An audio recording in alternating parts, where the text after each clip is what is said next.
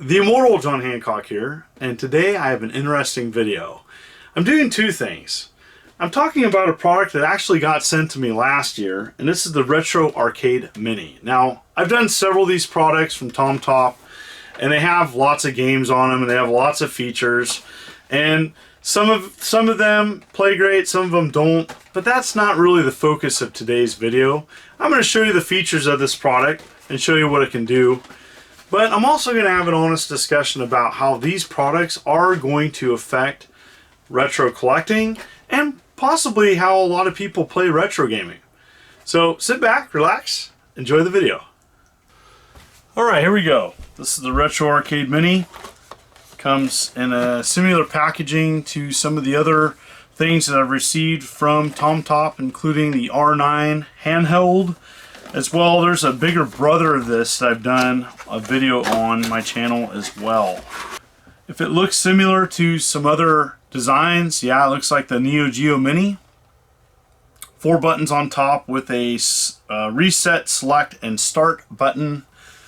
On the side, there's a volume. On the back, there's a place for power to charge it.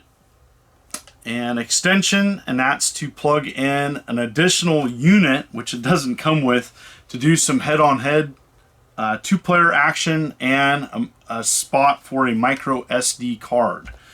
Now in here comes with some other things. It does come with a battery, so a chargeable battery. I don't know how long this thing lasts. An extension cable to connect it to another device. Power cord.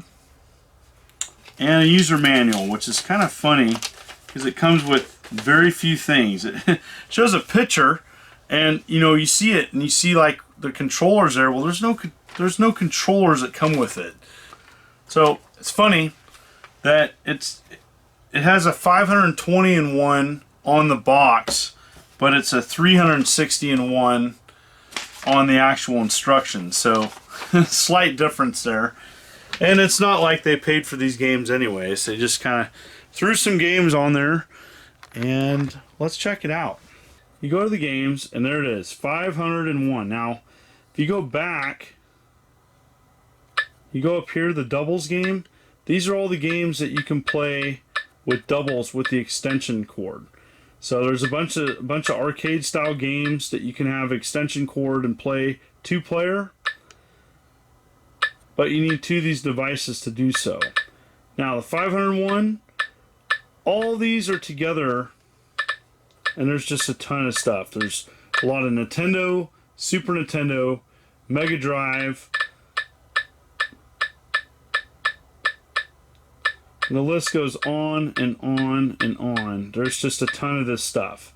Now, if I was just starting out and I wanted to play something, I wanted to check out some classic gaming, this may not be a bad option. It's less than 40 bucks. It's got a ton of games on here. The downside is I don't think there's any way of hooking this up to a TV.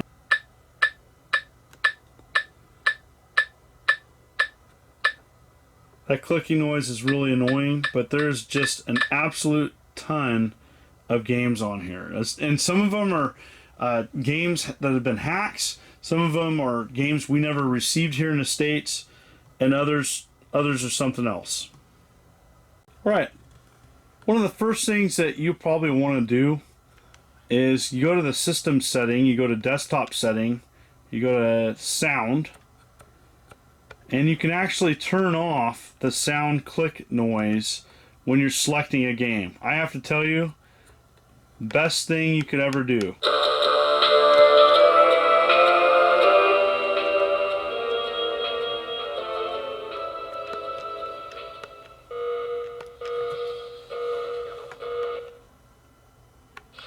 So Ninja Cop, huh?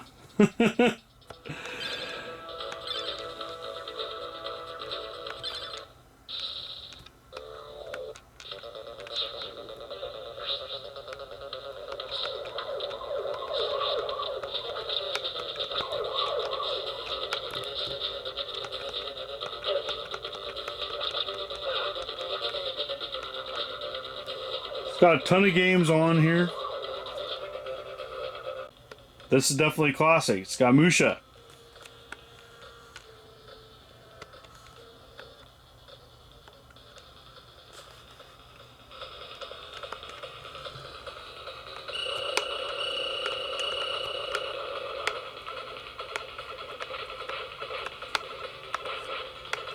Just had to show it. I haven't played this in a while. It's hard to film talk, especially on a small screen.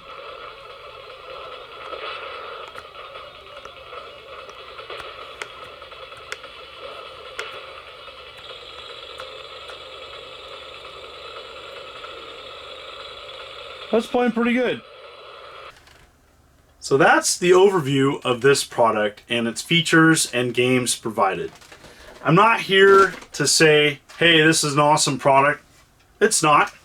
I'm not here to say, hey, go check out this game system that has a bunch of, bootleg games on it. Go buy it. I'm not. But for a lot of people out there, they see a device like this and that's enough for them. And, people out there, they want to just play games. There's a lot of people out there that just want to play classic games. They don't care about collecting. And that's good enough for them. There's a lot of these types of products that are hitting the market. And they're hitting the market, and some of them are selling. And some of them are great. And some other ones are okay. And I'm not here to talk about the ethics of it. I'm not here to say go buy it. I'm just saying that there's a lot of people out there that that's good enough for them. And there's a ton of great games, and I think that it will affect the market. And so if you're out there and you're a speculator, hey, I think the market is going to shrink. And I don't think it's going to crash. I don't think it's going to fall. But I think that people are collecting different things, and people are playing different ways. I think that these products are out there because people demand things like that. Emulation's been around a long time. It's gotten better. It's gotten cheaper. There's more of a wide variety of things that can be emulated and played, and I think the market is reflecting that. For every great product, though, there's 3 products that aren't great, and I think that it's going to be interesting moving forward. Honestly speaking, if I was to start right now and hadn't experienced a lot of video games or even collecting video games, it would be pretty tough to pass up a multi-cart or something that played a bunch of games all in one device. Raspberry Pi comes to mind. A lot of people talk about it. I think if you want to mess around with technology, a Raspberry Pi is the way to go. Not for everybody. Other ways is emulation, but if I honestly was to start right now, it'd be hard to pass up a device that could play everything. New people coming into this market, it's overwhelming on where to start. And so it's nice that there are some options for people that they can try games at least, and then if they want to pursue the original thing, which I do recommend. I still, honestly speaking, if you're gonna pursue and collect video games, I do always recommend original product first if you can get it. But that's getting harder and harder for some people, and the convenience of having one device play lots of different things, even just to sample them, is pretty awesome.